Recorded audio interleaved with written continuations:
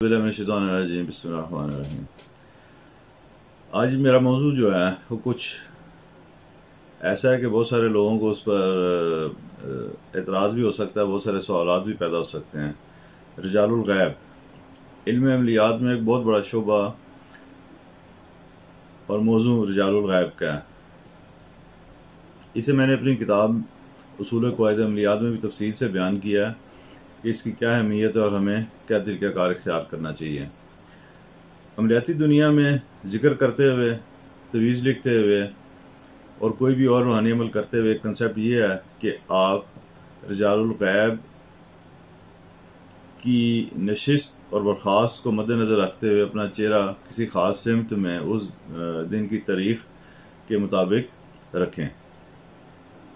अब उसकी शराइत में एक शर्त ये भी होती है कि आपने उस तरफ मुँह करके थूकना नहीं है, उस तरफ करके आप कोई और इस तरह का काम नहीं कर सकते।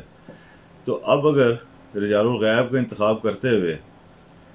ऐसी सूरत हाल वाक़या हो जाए कि हमारी पुश्त खाना काबा की तरफ हो, जो कि मुसलमानों का रूहानी मरकज़ है, तो क्या हमें रिजालुल गैब के उसूल व क़वाइद पर अमल करना है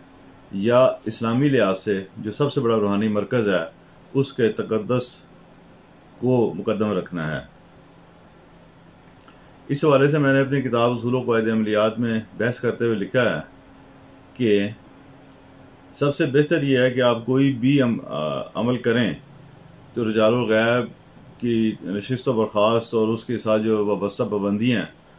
उनकी पैरवी करने की ज़रूरत नहीं है। बेहतर यह है कि आप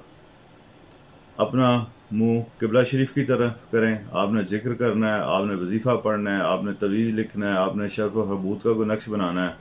आपने रुज्जत सियारगान के ऊपर कोई अमल तैयार करने जा रहे हैं,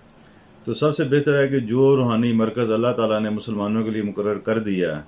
बल्कि मुसलमानों के लिए नहीं पूरी दुनिया के लोगों के लिए ये है, क्योंकि आज तक जितने मज़ाहिब आए हैं उन सब का रूहानी मरकज़ जो है वो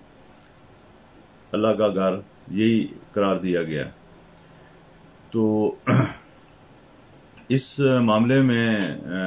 इस बहस में पढ़ने की बजाय कि जी हमारे बुजुर्गान भी इसके ऊपर अमल करते रहे हैं, अमलियात की पुरानी किताबें भी रिजालुल गैब के ज़िक्र से भरी हुई हैं और उसके जो फ़ज़ाइल हैं और उसकी जो ताकत है, जो उसके ऊपर जो रिजालुल गैब की ड्यूटियाँ लगी हुई हैं उसके ऊपर बड़ी बड़ी बहसें की गई हैं, तो ये अपनी जगह पे हैं। आप ये समझते हैं कि उनकी रिजालुल गैब का जो तासीर है वो खाना काबा की तरफ मुँह करने की तासीर से ज़्यादा है, तो आप उधर मुँह कर लें। लेकिन मेरे तजर्बे, मेरे एक्सपीरियंस और ज़िंदगी के साल के इम्तिहानी सोच का नतीजा ये है कि हमें अपने सबसे बड़े रूहानी मरकज़ की तरफ अपना मुँह करना चाहिए। वहाँ से जो शुआएँ, वहाँ से जो नूर, वहाँ से जो बरक़ात जो हमें हासिल होंगी वो हमारे अमल में, हमारे ज़िक्र में, हमारे वज़ाइफ में, हर चीज़ में इज़ाफ़ा फरमाएंगी।